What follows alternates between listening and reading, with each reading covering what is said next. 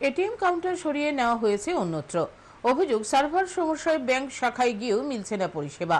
এতে চরম ভোগান্তির শিকার পাঞ্জাব ন্যাশনাল ব্যাংকের সোনামুড়া শাখার গ্রাহকরা। সোনামুড়া শহরের প্রাণকেন্দ্রে রয়েছে পাঞ্জাব ন্যাশনাল ব্যাংকের একটি শাখা। সেই শাখায় ছিল একটি এটিএম কাউন্টার, কিন্তু সেটি শ্রীমন্তপুর ল্যান্ড পোর্টে স্থানান্তরিত করা হয়। এতে সমস্যায় পড়েছেন গ্রাহকরা। এত দূরে গিয়ে সকলের পক্ষে টাকা তুলে আনা সমস্যা হচ্ছে বলে অভিযোগ গ্রাহকদের। এই অবস্থায় ব্যাংক শাখায় এসেও ভোগান্তির শিকার হতে হচ্ছে বলে অভিযোগ গ্রাহকদের।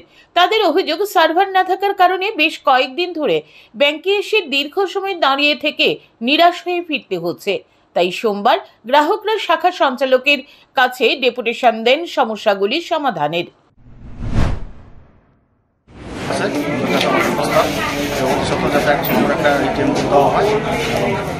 বিশেষ করে সার্ভারের প্রবলেম আমাদের অনেক পাচ্ছে। আমাদের কাস্টমারের দেখতে পাচ্ছেন আমাদের ব্যাংক ব্রাঞ্চে অনেক কাস্টমার এখানে অনেক ভোগান্তিতে আছে। সাফিসিয়েন্ট স্টাফ রয়েছে ব্যাংকে, স্টাফেরও শর্টেজ আছে। আপনারা সবাই মিলে বা সরকার থেকে আমরা আবেদন করতেছি পাঞ্জাব ন্যাশনাল ব্যাংকের স্টাফের জন্য। ওই আপনি দিতে গেলে স্টাফ থাকে না, নাহলে হয়তো সার্ভার থাকে না। ওরা সার্ভার লেগে অনেক চেষ্টা করেন, সার্ভার পাওয়া যায় না। লেগে আমরা অনেক দুঃখিত। আজকে সকাল 10টার সময় আইয়া বয়ে রয়েছি।